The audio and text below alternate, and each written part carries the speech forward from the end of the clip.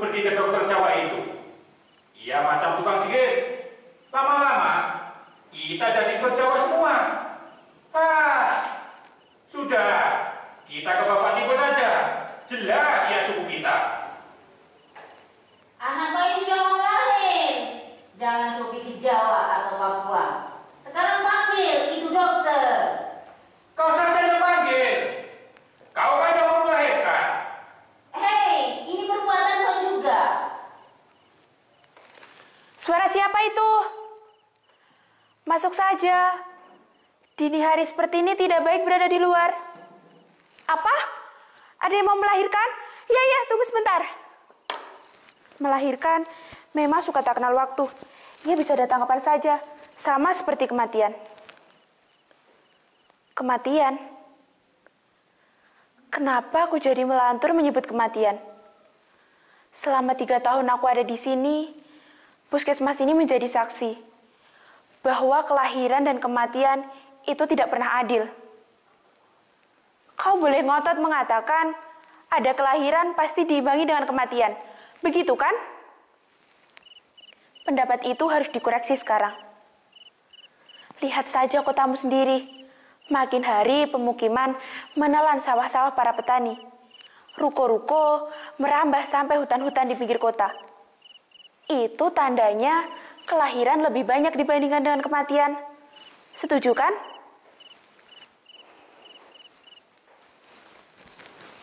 Sebagai orang Jawa yang mewarisi ajaran dari para tetua, aku merasa dibenturkan pada pernyataan yang pahit, yang berbeda dengan apa yang diajarkan. Aku jadi saksi. Setiap kesakitan di sini pasti hampir berakhir dengan kematian.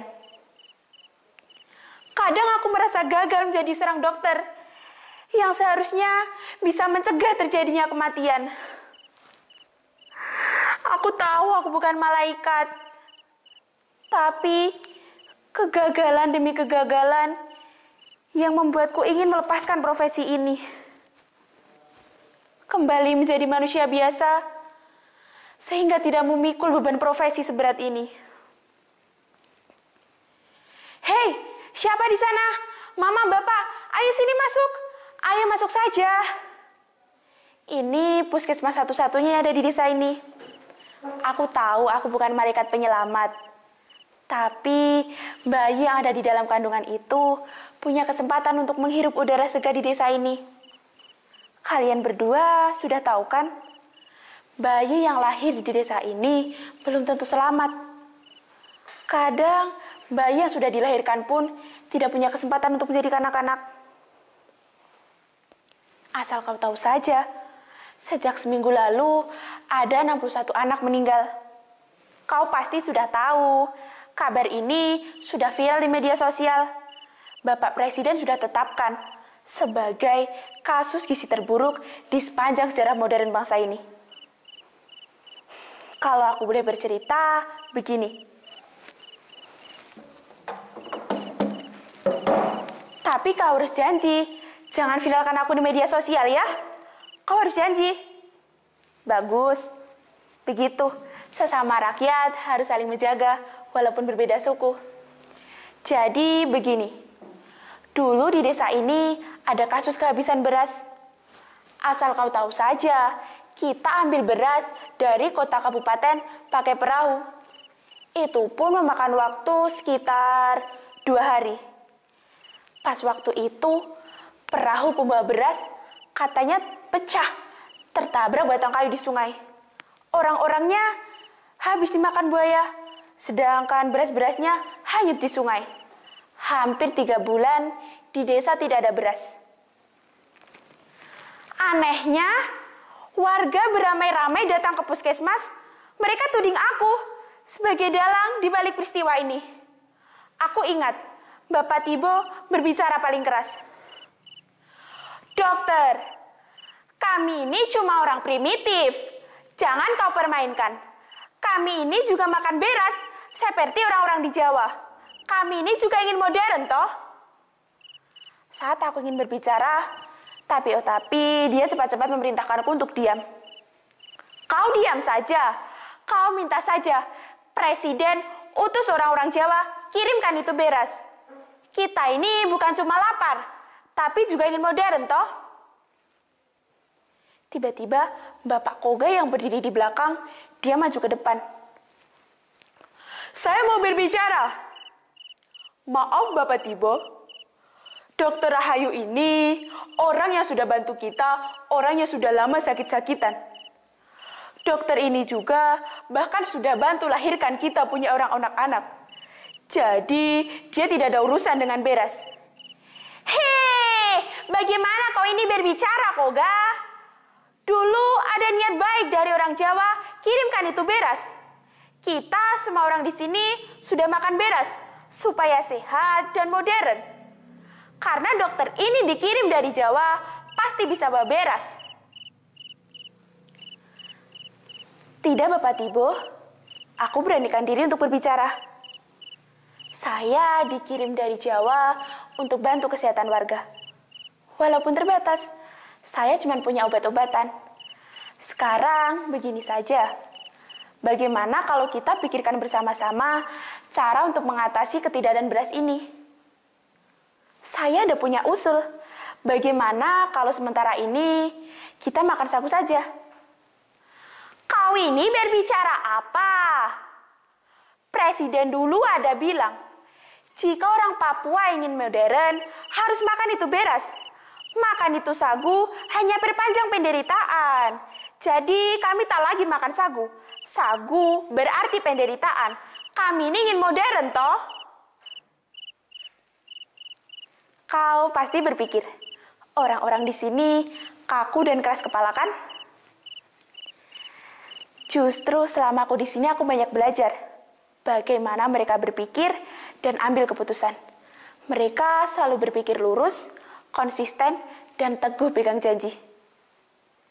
Tidak seperti kau, mencela-mencele. Sekarang pilih ini, besok pilih itu. Tergantung siapa yang kasih rezeki, kan? Oke, akan aku lanjutkan lagi ya. Maaf, Bapak Tibo. Saya boleh berbicara? Dia mengangguk. Bapak dulu dilahirkan Mama atas kerjasama dengan punya Bapak, bukan? Dia terkejut dan dia tetap menjawab. Hei, untuk apa kau tanya-tanya seperti itu? Tentu tidak ada mereka, kita ini tidak ada, toh? Begitu, toh? Waktu Bapak sama Mama kerjasama, mereka makan apa, toh? Dia bingung. Selingak-selinguk melihat warga lain, seolah meminta pendapat. Dan mukanya bertambah lucu. So pasti makan sagu, toh? Nah, dia sudah masuk ke dalam jeratanku.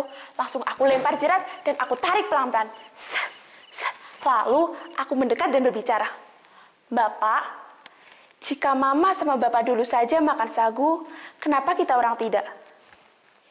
Dia mencoba menjawab dengan memelas. Orang Jawa so bilang, jika orang Papua ingin modern, harus makan itu beras. Makan itu sagu hanya perpanjang penderitaan. Kita ini ingin modern, toh?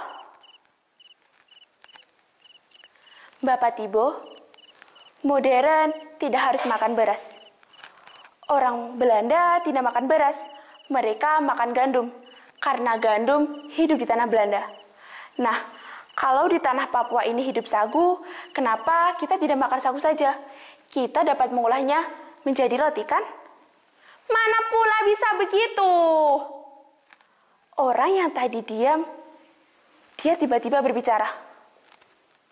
Aku sungguh ingat, dialah lelaki yang datang malam-malam ke puskesmas sambil menggendong temannya yang sedang terluka parah. Waktu itu dia berbicara seperti ini.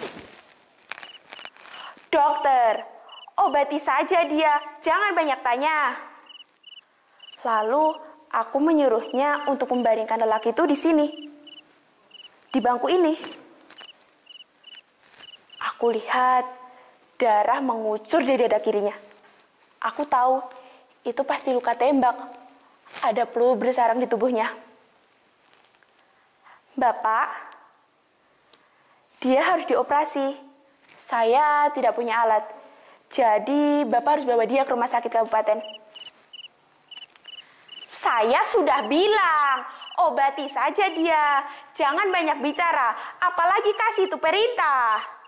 Dia berbicara seperti itu sambil menodongkan senjata kepadaku. Jujur saja, saat itu aku gugup. Tapi coba aku sembunyikan kegugupanku itu dengan memasang wajah serius seperti dokter pada umumnya. Kalau Bapak tunjuk senjata itu kepada saya tidak bisa bekerja. Bapak duduk di sana, saya akan coba keluarkan peluru itu dengan menggunakan pisau kurang steril ini. Bagaimana? Itu terserah, kau dokternya. Saya sudah bilang, jangan banyak bicara. Untung, peluru itu belum terlalu dalam masuk ke dalam dadanya. Tetapi aku tetap membiusnya. Dengan menggunakan pisau bedah seadanya, aku berhasil mengeluarkan peluru itu. Ketika aku sedang mencuci tangan,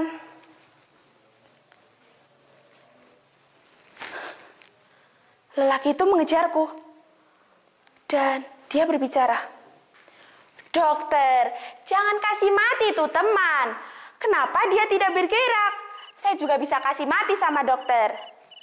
Dia berbicara seperti itu dengan kembali menodongkan senjata kepadaku. Tapi kali ini aku benar-benar sudah menguasai keadaan. Aku bicara saja. "Bapak, tidak banyak gunanya bertempur di gunung-gunung. Kita ini sama-sama orang kampung. Mari hidup bersama orang kampung. Kita ini sama-sama republik. Bertempur dengan tentara cuma akan hasilkan kematian." Tanpa aku duga, senjatanya kembali ia simpan di tas nokennya. Dan aku lihat lelaki itu udah mulai sadar. Dan dia menggendongnya. Dan menghilang di kegelapan malam.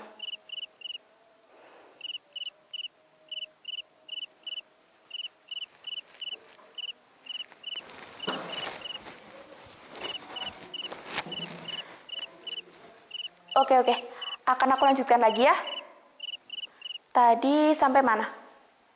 Sampai malam-malam kan? Lalu dia berbicara seperti ini. "Sagu kami sudah habis dimakan tentara. Apa yang dapat diolah menjadi roti? Bagaimana kalau besok kita bersama-sama ke hutan untuk mencari sagu dan diolah menjadi roti? Bagaimana Bapak Tibo? Bapak setujukah?" Memang kemudian kita bersama-sama ke hutan. Tapi alangkah terkejutnya. Pohon sagu sudah hampir tidak ada lagi. Lahan sagu yang kutahui luas kini menjadi hamparan sawit. Dan waktu itu Bapak Tibo dan sebagian warga langsung berbalik arah tanpa mengatakan apapun. Dan dari semenjak itu ia tetap mengeras. Ia tetap ngotot ingin makan beras. Pemerintah di Jawa harus bertanggung jawab. Karena tragedi kekurangan gizi di sini itu disebabkan karena pemerintah di Jawa telah mengganti sagu menjadi beras. Padahal beras tak pernah ditanam di sini.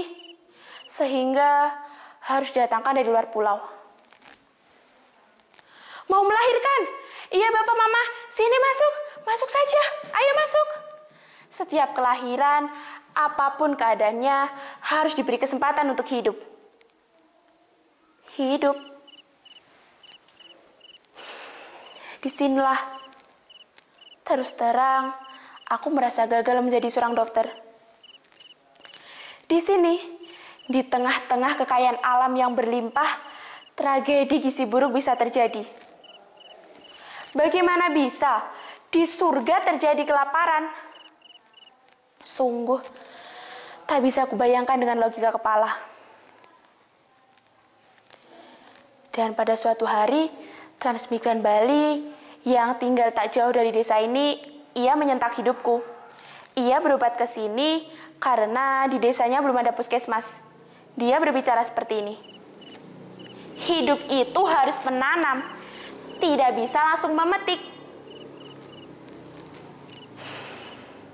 Kalimat itu sederhana, tapi membuatku berpikir di sepanjang malam. Rencana awalku ingin pulang ke Jawa untuk melihat ibuku yang sudah makin usur, aku batalkan. Aku ingin di sini bersama-sama warga, melewati masa kesulitan. Karena kebersamaan itu jauh lebih dibutuhkan dalam kesengsaraan hidup. Dan pada suatu ketika, Bapak Tibo datang. Dokter Rahayu, untung kami masih punya dokter. Beras tak lagi penting bagi kami karena kami dapat hidup dari apa saja. Ini kami bawa Hipere untuk dokter. Kami tahu, dokter sudah lama kan tidak makan beras? Lalu dia berbicara lagi. Nanti malam ada acara bakar batu. Dokter kami undang. Aku masih terpaku di halaman puskesmas. Kepala suku yang aku pikir kaku dan main kuasa itu ternyata mempunyai kebaikan yang tak pernah ia perlihatkan. Dan dari mana Hipere ini semua? Dan di sepanjang hari, aku masih terus berpikir, tradisi gelar bakar batu itu biasanya digelar untuk ucapan rasa syukur dan untuk menyambung tali silaturahim warga. Berarti ada hal yang istimewa yang sudah terjadi. Dokter, kami tahu dokter ini muslim. Jadi kami tidak pakai itu babi. Kami cuma bakar daun dan Hipere. Itu kata Bapak Tibo. Dia menyambutku di gerbang kampung. Dan aku bertanya kepada Bapak Tibo. Bapak, kalau saya boleh tahu, dari mana Hipere untuk bakar batu ini? Dia cuma tersenyum dan tidak menjawab pertanyaanku. Dia cepat-cepat membawaku ke kerumunan warga. Di antara kerumunan warga itu, aku melihat seseorang, yaitu transmigran Bali itu bersama 5 temannya. Dan waktu itu Bapak Tibo bilang, Dokter, inilah yang sudah membantu kita, yang sudah selamatkan kita dari kelaparan. Ya, aku tentu berterima kasih kepada transmigran Bali itu. Dan transmigran Bali itu menjawab, apa yang kita tanam di tanah Papua ini, semua milik orang Indonesia. Sekarang, coba kau pikirkan, apa arti dari kalimat itu? Aku mau ada pasien. Dadah. Bapak, Mama, ayo sini masuk. Jangan takut sama dokter Jawa.